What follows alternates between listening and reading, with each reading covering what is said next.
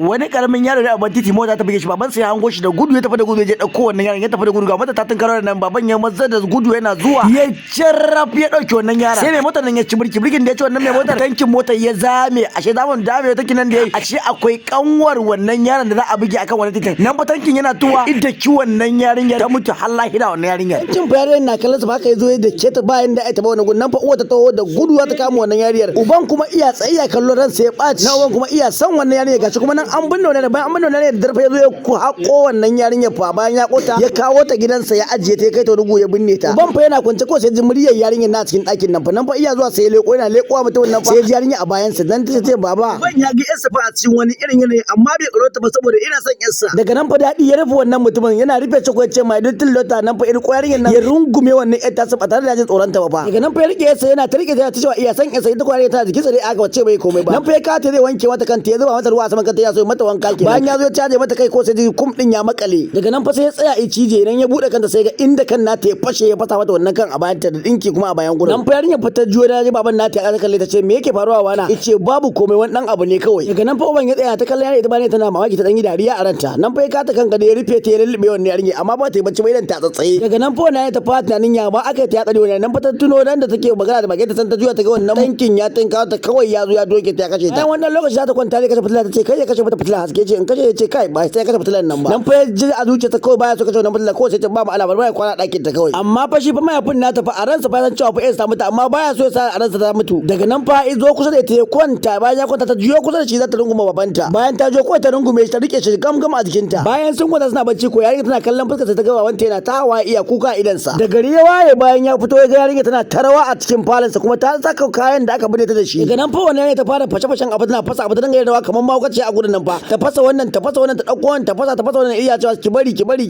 iya ya ta ki can fa mata tsaya ce ke ki bari shin me kallo za ka yi irin wannan kaunar.